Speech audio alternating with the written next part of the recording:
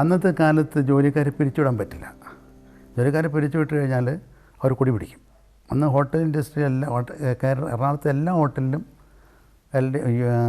കൊടികളുണ്ടാവും. വെച്ചാൽ ജോലിക്കാരെ പിരിച്ചുവിടാൻ പറ്റില്ല. ഹോട്ടൽ തൊഴിലാളി യൂണിയൻ ഭയങ്കര സ്ട്രോങ് ആയിരുന്നു കാലത്ത്. അപ്പോൾ ഒരു ഹോട്ടലിന് ജോലിക്കാരെ എണ്ണം കുറയ്ക്കാൻ വേണ്ടി ബാർ ഒരു പാർട്ടിക്ക് കൊടുത്തു, റെസ്റ്റോറൻറ്റ് എനിക്ക് തന്നു, റൂംസ് വേറെ പാർട്ടിക്ക് കൊടുത്തു. അങ്ങനെ റെസ്റ്റോറൻറ്റ് ഞാൻ നടത്താൻ തുടങ്ങി 75 ജനുവരി 5 മുതൽ. ജനുവരി 18 തൊട്ട് അങ്ങനെ റെസ്റ്റോറൻറ്റിൻ്റെ പേരിൽ 75 ഞാൻ റെസ്റ്റോറൻറ്റ് നടത്താൻ ആരംഭിച്ചു. ആ സമയത്ത് എൻ്റെ ഈ ഫ്രണ്ട്ഷിപ്പിൻ്റെ അകത്തുള്ള ആൾക്കാർക്ക് ധാരാളം പേർക്ക് എന്തെങ്കിലും കേറ്ററിംഗ് ആവശ്യം വന്നാൽ അവർ എന്നെ വന്ന് സമീപിക്കും. അപ്പോൾ കേറ്ററിംഗ് ആവശ്യം എന്ന് വെച്ച് കഴിഞ്ഞാൽ അന്ന് കല്യാണങ്ങൾക്കോ അല്ലെങ്കിൽ മറ്റ് സദ്യകൾക്കോ ഒന്നുമല്ല വരുന്നത്. വളരെ ചെറിയ കാര്യങ്ങൾ, ഒന്നല്ലേ ചെറിയൊരു കോൺഫറൻസ്, അല്ലെങ്കിൽ ക്ലബിനൊരു ഫങ്ഷൻ, അതല്ല എങ്കിൽ കമ്പനിയുടെ ചെറിയൊരു ആവശ്യം, അതല്ലാത്ത ഒരു കല്യാണങ്ങൾക്കൊന്നും ഇതുപോലെ ഔട്ട്ഡോർ കേറ്ററിംഗ് യൂണിറ്റിൻ്റെ പ്രയോജനപ്പെടുത്തിയിരുന്നില്ല. പക്ഷേ അന്നത്തെ കാലത്ത് എനിക്ക് തോന്നുന്നത് ഒരു ഡോക്ടർ കേണൽ ചെറിയാൻ, അദ്ദേഹം മൂന്നാറിൽ നിന്ന് എന്നെ അന്വേഷിച്ച് വരിക എറണാകുളത്തേക്ക്. വന്നിട്ട് എന്നോട് പറഞ്ഞു ഒരു 700 പേരുണ്ടാവും, 600-700 പേരുണ്ടാവും, ഒരു 5 ദിവസത്തെ പാർട്ടി നടത്തണം, ഓർഗനൈസ് ചെയ്യണം. അപ്പോൾ ഞാൻ പേടിച്ചു. ഞാൻ പറഞ്ഞു എനിക്കൊന്നും അറിയാൻ പാടില്ല, അത്രയും വലിയ പാർട്ടി നടത്താനൊന്നും എനിക്കറിയാൻ വയ്യ, അതുകൊണ്ട് എന്നെ ഒഴിവാക്കി തരണമെന്ന് പറഞ്ഞു. ഡോക്ടർ പറഞ്ഞു ഇല്ല വർഗീസ്, ഞാൻ ഒരുപാട് സ്ഥലത്ത് അന്വേഷിച്ച്, അപ്പോൾ വർഗീസിൻ്റെ പേര് എല്ലാവരോട് പറയുന്നത് എന്ന് പറഞ്ഞു. ഞാൻ പറഞ്ഞു എനിക്ക് പറ്റില്ല എന്ന് പറഞ്ഞ് ഞാൻ വിട്ടു.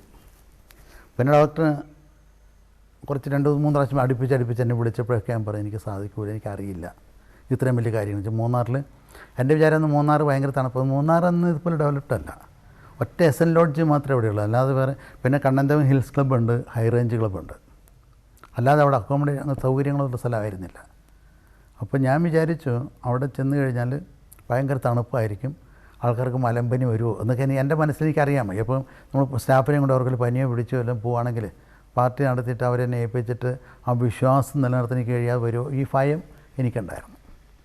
ഡോക്ടർ കേണൽ ചെറിയാൻ പുള്ളി ശരിക്കും ആർമി സ്റ്റൈലുമാണ്. അപ്പോൾ അങ്ങനെ അദ്ദേഹം വീണ്ടും വന്നിട്ട് പറഞ്ഞു പറയും എന്തായിരുന്നു വേണ്ടി എനിക്ക് ചെയ്തു തന്നേ പറ്റത്തുള്ളൂ എന്ന് പറഞ്ഞു. അപ്പോൾ എൻ്റെ മനസ്സിൽ എവിടെ നിന്നൊരു വിളി, അത് ആ ദൈവത്തിൻ്റെ എനിക്കറിയില്ല, ഒരു വിളി പോലെ ഞാൻ ചെയ്ത് കൊടുക്കാൻ തീരുമാനിച്ചിട്ട് സത്യം പറഞ്ഞാൽ തീരുവോളം ഞാൻ ഉറങ്ങിയിട്ടില്ല, ദൈവത്തോട് പ്രാർത്ഥിച്ചൊക്കെയാണ് ആ കാര്യങ്ങൾ ചെയ്തുകൊണ്ടിരുന്നത്. അപ്പോൾ ഞാനവിടുത്തെ അങ്ങനെ പിന്നെ ഞാനൊരു 2 ടീമുണ്ടാക്കി, 2 വണ്ടി, 2 സെക്ഷൻ കുക്സ്, അങ്ങനെ സർവീസ് ചെയ്യാനുള്ള ആൾക്കാർ എല്ലാം ഞാൻ അറേഞ്ച് ചെയ്തു. അന്നിപ്പോൾ യൂണിഫോം അങ്ങനെയൊന്നും അറിയാൻ പറ്റില്ല, ഞാൻ യൂണിഫോമൊക്കെ ഉണ്ടാക്കിച്ചു, എല്ലാവരെയും കൊണ്ട് ചെയ്യിച്ചു. അത് കഴിഞ്ഞിട്ട് എൻ്റെ മനസ്സിൽ തോന്നി അവിടെ ഭയങ്കര തണുപ്പാണ് മൂന്നാറിൽ. അപ്പോൾ അങ്ങനെ പിക്കിനിക് പോയിൻ്റ് കൊടുക്കുമ്പോൾ ഇത് തണുത്ത് പോയ ഫുഡ്, നോൺ വെജ് ഫുഡിൻ്റെ ടേസ്റ്റ് തന്നെ ചൂടാണ്. ആ ചൂട് പോയ നോൺ വെജിന് ടേസ്റ്റ് ഇല്ല. അപ്പോൾ ഇതെങ്ങനെ കൊടുക്കാൻ പറ്റും എന്ന് ആലോചിച്ച് അങ്ങനെ ഇരിക്കുമ്പോഴാണ് ഞാൻ പണ്ട് അശോക ഹോട്ടലിൽ ഡൽഹി പോയപ്പം ഒരു എക്സിബിഷൻ കാണാൻ പോയതാണ്. അപ്പോൾ ചെഫിൻ ഡിഷ് ആദ്യമായിട്ട് കത്തി നിൽക്കും. ചെഫിൻ ഡിഷ് പേരെന്നാന്ന് എനിക്ക് പറയാൻ അറിയാൻ വയ്യ, കത്തി നിൽക്കുന്നത് ഞാൻ കണ്ടു. അപ്പോൾ കത്തി നിൽക്കുന്നത് കണ്ടപ്പോൾ ഇതെൻ്റെ മനസ്സിലാണ് ഓടിയെത്തി.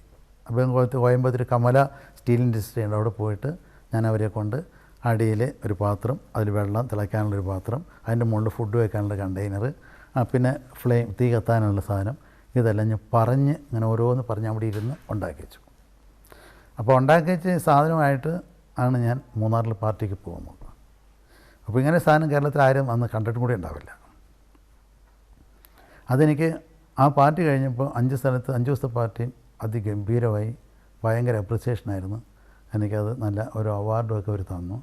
എനിക്കൊരു പകുതി ഒരു ആശ്വാസവും ഒരു കോൺഫിഡൻസും ഉണ്ട്.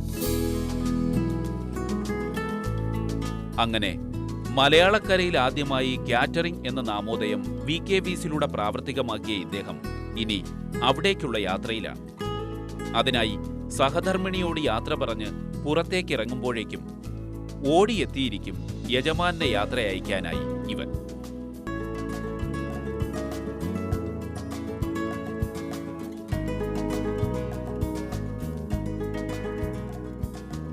സ്നേഹമുള്ള തലോടലിലൂടെ അവനെ അനുനയിപ്പിച്ച് ഇറങ്ങുകയായി തന്റെ സാമ്രാജ്യത്തിലേക്ക്.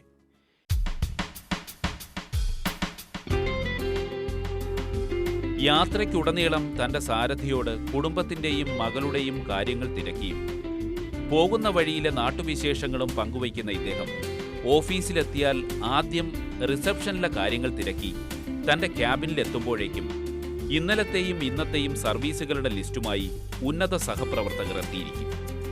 ഓരോന്നും വ്യക്തമായി നോക്കി വേണ്ടവ നിർദ്ദേശിച്ച് ഉപഭോക്താവ് തൃപ്തനാണെന്ന് ഉറപ്പാക്കുന്ന ഇദ്ദേഹം ഇതിനു പുറമെ ഓരോ യൂണിറ്റുകളുടെ പ്രവർത്തനവും വ്യക്തമായി ആരാഞ്ഞ് വേണ്ട നിർദ്ദേശം നൽകാനും മടിക്കാറില്ല.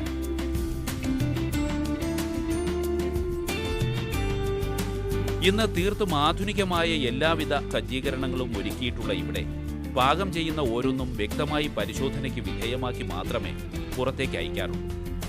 ഇതിന്റെ ശ്രദ്ധയ്ക്കായി മാത്രം പ്രത്യേകം സൂപ്പർവൈസർമാരുള്ള ഇവിടെ കുക്കിനേക്കാൾ പ്രാധാന്യവും ഉത്തരവാദിത്വവും ഇവരിൽ നിക്ഷിപ്തമാണ്.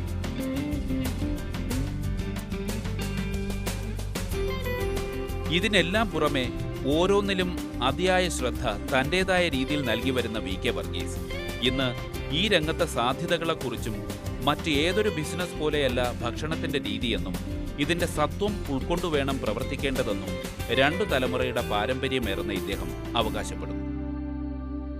ഇപ്പോൾ എത്ര ചെറിയ ആയാലും വലിയ ആളായാലും കേറ്ററിംഗ് പുറത്തു കൊടുക്കുന്ന ഒരു ഏർപ്പാട്ടിലേക്ക് നമ്മുടെ കേരളം മാറിക്കഴിഞ്ഞപ്പോൾ ആ ഒരു രംഗത്ത് വരുന്ന എല്ലാവർക്കും ജോലിയുണ്ട്.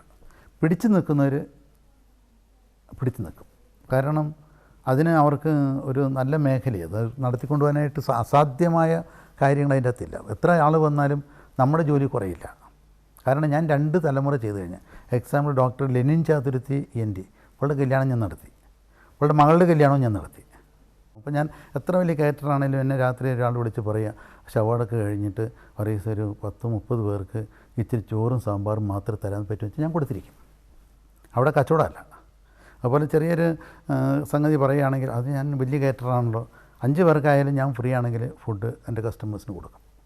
കസ്റ്റമേഴ്സിന് നമ്മൾ ബന്ധപ്പെട്ട ആരായിരുന്നാലും, അതായത് ഞങ്ങളൊരു കംപ്ലീറ്റ് കച്ചവടക്കാരല്ല. സമൂഹത്തിൽ ഞങ്ങൾ സർവീസ് കൊടുത്താൽ മാത്രമേ ഞങ്ങൾ ഇതിൽ നിലനിൽക്കത്തുള്ളൂ.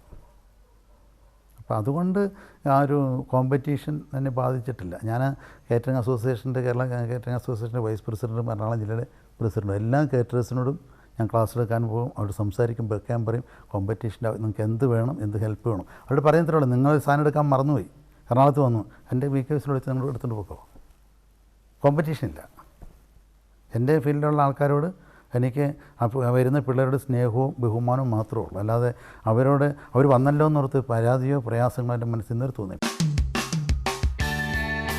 ഇന്ന് ദിനം പ്രതി ഇവിടെ എത്തുന്ന കല്യാണമായാലും മറ്റാഘോഷങ്ങളായാലും തങ്ങൾക്കാവും വിധം മാത്രം ഏറ്റെടുക്കാറുള്ള ഇവിടെ ആഹാരം പാകം ചെയ്യുന്നതിനുള്ള സമയവും കൃത്യമായി ക്രോഡീകരിച്ച് നടപ്പിലാക്കിയിരിക്കുന്നു.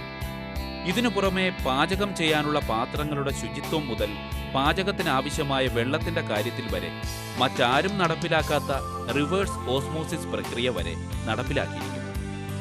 ഇതിനു പുറമെ വെജിറ്റേറിയൻ ഭക്ഷണവും നോൺ വെജിറ്റേറിയൻ ഭക്ഷണവും പ്രത്യേകം പാത്രങ്ങളിൽ